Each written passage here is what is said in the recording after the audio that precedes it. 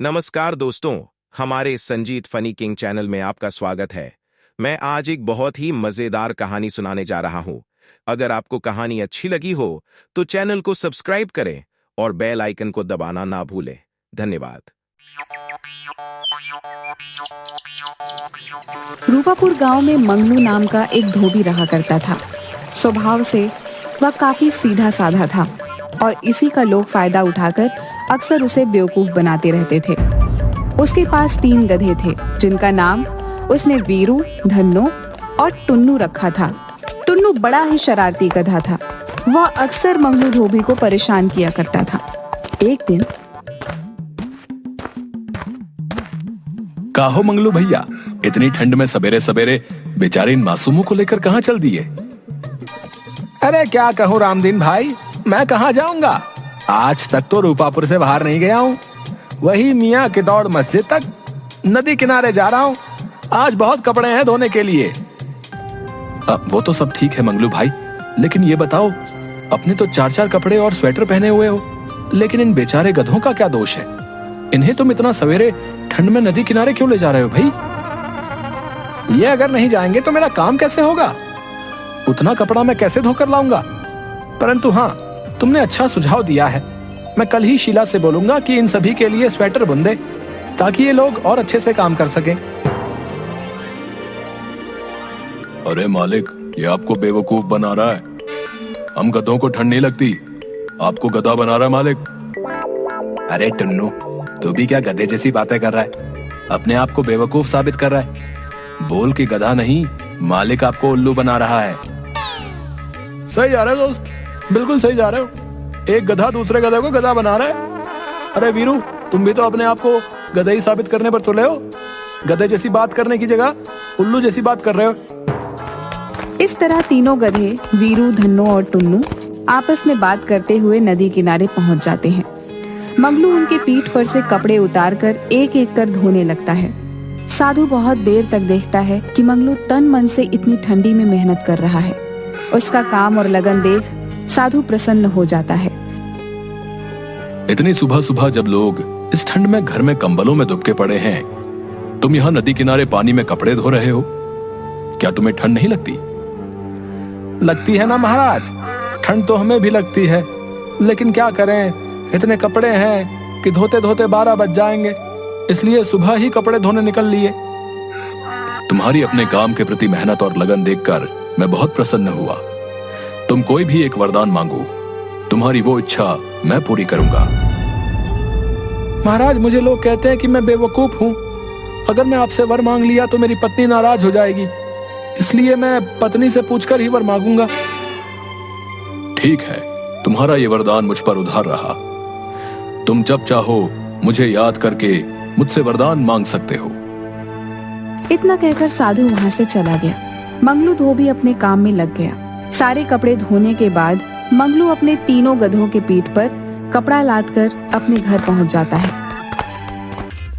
शीला, अरे ओ शीला, अरे कहाँ गई? लो, मैं सारा कपड़ा धोकर ले आया हूँ। इसे मैदान में फैलाकर सुखा दो। हाँ हाँ आई। दिन रात गधे जैसा खटते रहती हूँ, फिर भी मन लायक खाना तक नसीब नहीं होता। ऊपर से तुम्हारे जैसा बेवकूफ पति भगवान ने दे दिया है। देखा धन्नो, मालकिन हम लोगों की बड़ाई कर रही है। बोल रही है कि गधा जैसा खटती है, यानी हम लोग बहुत काम करते हैं। हाँ, कभी कभी भुलाए हुए गधे जैसा मार भी पड़ता है। गधे जैसा खटने से याद आया, रामदीन भाई कह रहे थे कि इन तीनों को ठंड में स्वेटर बनवा देने के लिए। बेचारे कितने खटते हैं। मैं ऊन ला दिया हूँ, तुम इनके लिए स्वेटर बुन दो।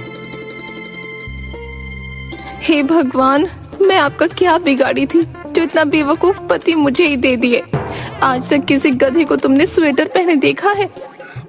ओ तरीके, मुझे तो ये ध्यान में ही नहीं आया। दुकानदार मुझे बोल ही रहा था कि ऊन तो ले जा रहे हो इन गधों के लिए, लेकिन मैं वापस नहीं करूंगा, सोच समझ कर लो। मैं तो उसी समय मालिक से बोल रहा था मालकिन कि रामदीन आपको बेवकूफ बना रहा है, लेकिन मालिक हम गधों की भाषा समझ ही नहीं पाते। ऊपर से ढेंचू ढेंचू करने पर मुझे 2 डंडे भी मार दिए। अबे टुन्नू, ज्यादा मत बोल, हम गधों की भाषा मालकिन भी नहीं समझती। ज्यादा ढेंचू ढेंचू मत कर, नहीं तो मालकिन अभी सनकी हुई है। सारी कसर तुम्हीं पर उतार देंगी। अरे इस पर गुस्सा उतारे तब तो ठीक ही है, लेकिन इसके चलते हम बेकसूर भी मारे जाएंगे। सब खड़े खड़े मुंह क्या देख रहे हो? जल्दी जाओ और दुकानदार से ऊन वापस कर पैसे लेकर आओ। अगर तुम आज पैसे लेकर नहीं आए तो तुम्हारी खैर नहीं। मंगलू धोबी उल्टे पैर वापस बाजार जाता है। भैया ये ऊन वापस कर दो और मुझे मेरे पैसे लौटा दो। गधों को ठंड थोड़े लगती है। देखो भैया, मैं तुमसे पहले ही कह रहा था कि सोच समझ के ऊन लो, ये वापस नहीं होगा। लेकिन तुमने माना नहीं और बोले कि हमें ऊन दे दो, इसलिए अब मैं इसे नहीं लौटाऊंगा।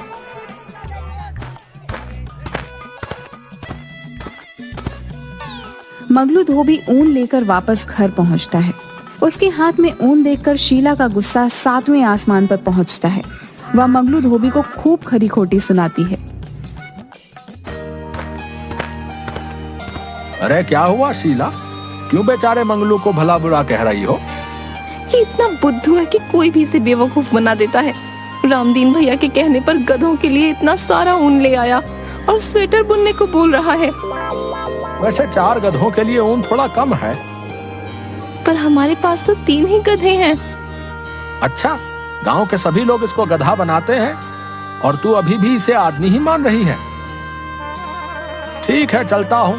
वैसे इस गधे से 3 गधे ज्यादा स्मार्ट हैं।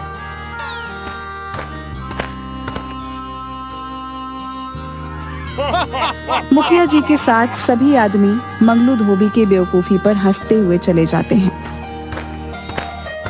शीला को बहुत बुरा लगता है और उस रात शीला खाना भी नहीं देती मंगलू को।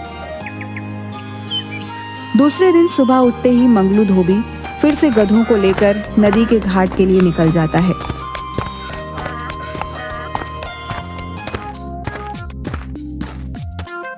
क्यों भाई, गधों को स्वेटर नहीं पहनाया है क्या? क्यों सवेरे सवेरे मजाक उड़ा रहे हो भैया? वैसे ही कल तुमने ऊन नहीं लौटाया, इस कारण मुझे रात में खाना तक नसीब नहीं हुआ। ऐसे ही मेरा मन खराब है। इन गधों के चलते मैं हमेशा सबसे सुनता रहता हूँ। देख रहे हो ना वीरू भैया, मालिक अपना दोष हम गधों पर लाद रहे हैं। क्या करोगे टुन्नू, हम गधों की किस्मत में गधों जैसा ही जीना और गधों जैसा ही मरना लिखा है। देखो मंगलू भाई, मैं एक सुझाव दे रहा हूँ, अगर ठीक लगे तो कर लो, नहीं तो इन गधों के जैसे जिंदगी भर जीना पड़ेगा। हाँ भैया बताओ ना, हम भी इस गधे जैसी जिंदगी से तंग आ गए हैं। दिन भर काम करो, शाम को जाकर बीवी से डांट सुनो, बस यही जिंदगी रह गई है। तो सुनो, इन गधों को बेचकर एक बड़ा सा वॉशिंग मशीन ले आओ। उसमें तुम्हें कपड़ों को धोने में मेहनत भी नहीं पड़ेगी और ना ही सुखाने में, बल्कि जो टाइम मिलेगा उसमें तुम दूसरे काम भी कर सकते हो। कब तक बेवकूफ बने रहोगे? होशियार बनो, होशियार, समझे? बात तो पता है कि कह रहे हो भैया, मैं आज ही इन्हें बेचकर शहर से वॉशिंग मशीन लेकर आता हूँ। वैसे भी काम करते करते अब मैं थक चुका हूँ। वीरू भैया कह दो इनसे हमें बेचने की कोशिश ना करें, मैं दुलत्ती उलत्ती मार दूंगा तो फिर ना कहना। अरे अरे अरे, गुस्सा नहीं करते टुन्नू भाई, अब मालिक जो चाहे वो कर सकता है। हो सकता है हम लोगों को इससे भी अच्छा मालिक मिले। अब ये तो उनकी मर्जी है, हम लोग तो गुलाम हैं। यहाँ भी काम करना है और वहां भी काम करना है। इतना गुस्सा अच्छा नहीं। बात तो तुम ठीक कह रहे हो वीरू भैया, लेकिन हमें चिंता इस बात की है कि हमारे मालिक बेवकूफ हैं, जल्दी दूसरों की बातों में आ जाते हैं, आगे पीछे सोचते नहीं। अगर वॉशिंग मशीन लेंगे तो गांव में बिजली है तो नहीं, फिर उसे चलाएंगे कैसे? मंगलू धोबी बिना सोचे समझे यह सोच कर कि दुकानदार की बातों में दम है, अब हम भी मॉडर्न धोबी बन जाएंगे और कम समय में बिना ज्यादा मेहनत के ज्यादा से ज्यादा पैसा कमाएंगे। यही सोचकर मंगलू धोबी अपने गधों को एक धोबी को बेचकर उन पैसों से शहर से बड़ा सा वॉशिंग मशीन लेकर सीधा अपने घर चला आता है।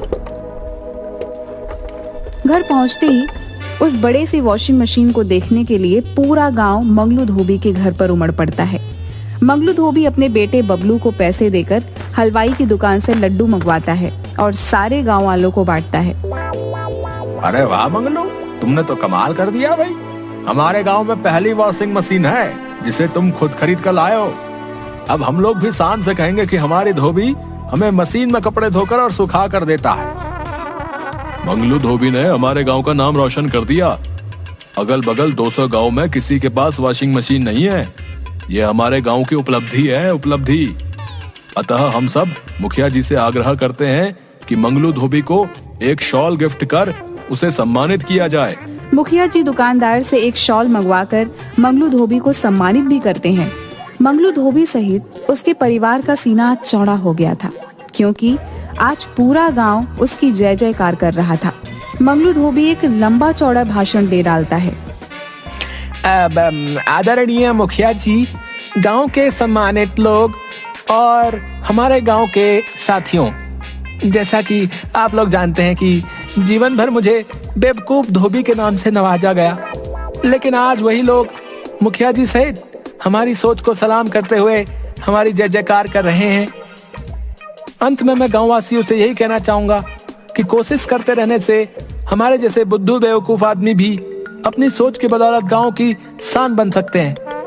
आप लोग भी गांव को आगे बढ़ाने के लिए हमारी जैसी सोच पर अमल कर गांव को तरक्की के रास्ते पर आगे बढ़ाएं। जय रूपापुर की जनता। भाई वाह, हमें आज तक नहीं मालूम था कि अपना बेवकूफ समझे जाने वाला मंगलू धोबी इतनी सरलता से सटीक भाषण दे सकता है। गांव के युवाओं को मंगलू धोबी से इंस्पायर होने की जरूरत है भाई। एक बार फिर से मंगलू धोबी को गांव के लिए उपलब्धि पर तहे दिल से शुक्रिया। भाइयों एवं बहनों, अब मुखिया जी वॉशिंग मशीन का स्विच दबाकर उद्घाटन करेंगे। कृपया आप लोग जोरदार तालियों से मंगलू धोबी की इस उपलब्धि का स्वागत करें। ला भाई, एक नारियल पहले फोड़ दूं, उसके बाद स्विच ऑन कर वॉशिंग मशीन चलाएंगे। 1 मिनट रुक जाइए मुखिया जी। हम सब वॉशिंग मशीन गांव में आने की खुशी में ये भूल गए कि हमारे गांव में तो बिजली अभी आई ही नहीं है, तो फिर वॉशिंग मशीन चलेगी कैसे? अभी तक जो मुखिया जी और गांव वाले मंगलू धोबी को जो सर आंखों पर उठाए हुए थे, अब उसे महाबेवकूफ, बुद्धू, न जाने क्या क्या उपाधि देकर उसे भला बुरा भी कहने लगे। शीला खटिया पर बैठी सर को पकड़े अपनी पति की बेवकूफी पर उसी को कोस रही थी। भाई, गधा जब घोड़ा बनने की कोशिश करता है तब ऐसे ही सब लोगों के ताने सुनने पड़ते हैं, समझे? मंगलू भाई, एक सुझाव और मान लो, गांव में बिजली ला दो। मंगलू भाई, संभल कर, ये मजाक कर रहा है। क्या हुआ शीला, तुम सर पकड़ कर क्यों बैठी हो? जिस घर में 4-4 गधे हो, उस घर की मालकिन की स्थिति समझी जा सकती है। 4 नहीं, 5 गधे, क्योंकि गधे की बीवी भी गधी ही होती है। सभी गांव वाले हंसने लगते हैं। गांव वालों के ताने से बचने के लिए मंगलू धोबी पूरे परिवार के साथ नदी किनारे जाकर उदास बैठा रहता है। तभी वहाँ पर वही साधु आता है जिसने कहा हुआ रहता है कि तुम्हारा एक वरदान मेरे पास उधार है। क्या हुआ बालक? इस तरह एकांत में सब परिवार उदास बैठने का कारण जान सकता हूँ क्या? महात्मा साधु जी, कृपया हमें वर दें कि किसी तरह से मेरा वॉशिंग मशीन चलने लगे। ये लो बच्चा त्रिशूल, इसे मशीन में लगा देना। ये सूर्य, तारों और ग्रहों से एनर्जी लेकर वॉशिंग मशीन चलाएगा। जा बच्चा, कल्याण हो जाएगा, जा। मंगलू धोबी की इच्छा के अनुसार साधु वर देकर चला जाता है। गांव लौटकर मंगलू वॉशिंग मशीन में त्रिशूल फिट कर देता है और स्विच ऑन करता है। वॉशिंग मशीन चलने लगती है। उसकी आवाज सुन गांव के लोग इकट्ठे हो जाते हैं। भाई मंगलू, मुझे माफ कर दो।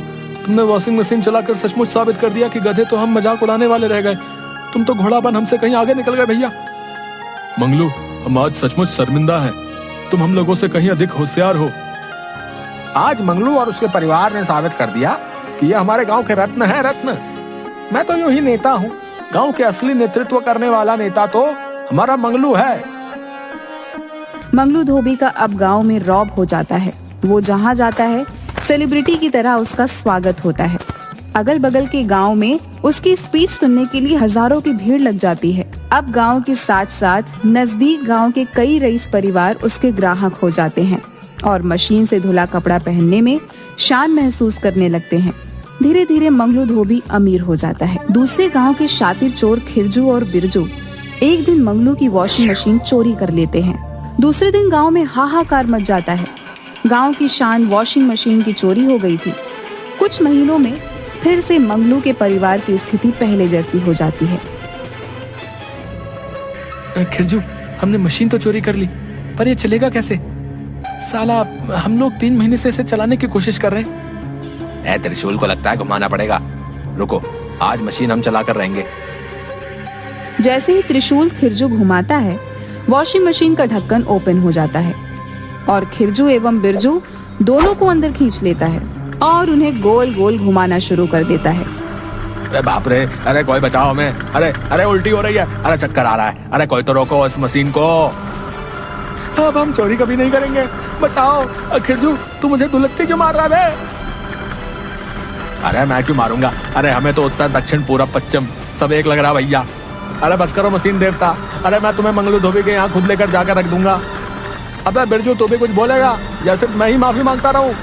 हाँ मशीन देवता, हम दोनों मंगलू धोबी से नाक रगड़ कर माफी मांगेंगे। चोरी तो दूर, अपना सामान भी 4 बार सोच कर छुएंगे। तभी एकाएक वॉशिंग मशीन रुक जाती है। खिरजू और बिरजू दोनों इलाज कराने के बाद तुरंत मंगलू के घर वॉशिंग मशीन लेकर पहुंचते हैं और उनसे माफी मांगते हैं। दोनों को पुलिस ले जाती है। गांव में फिर से बाहर आ जाती है। मंगलू धोबी की स्थिति फिर से अच्छी हो जाती है, लेकिन और धोबियों की हालत खराब हो जाती है। मंगलू को ये अच्छा भी नहीं लग रहा था। एक दिन फिर वह नदी किनारे से गुजर रहा था कि वही साधु फिर से उसे मिलता है। कैसे हो बच्चा?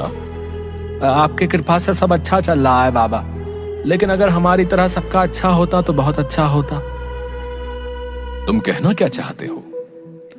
किसी तरह हमारे गांव में भी बिजली आ जाती तो अच्छा रहता। मैं जानता हूं बच्चा, तुम्हारे जैसा सबके बारे में अच्छा सोचने वाले की ही संसार को जरूरत है। जाओ बच्चा, कल्याण हो। गांव पहुंचने पर उसी समय राजधानी से कुछ इंजीनियर मुखिया जी के पास आते हैं और बताते हैं कि मुख्यमंत्री ने इस गांव को 1 सप्ताह के अंदर बिजली पहुंचाने का आदेश दिया है। 1 सप्ताह के अंदर पूरे गांव में बिजली के खंभे लग जाते हैं और मुख्यमंत्री खुद उस गांव में आकर बिजली का उद्घाटन मंगलू धोबी की वॉशिंग मशीन को चलाकर करते हैं। अब बेवकूफ मंगलू धोबी पूरे गांव का शान बन जाता है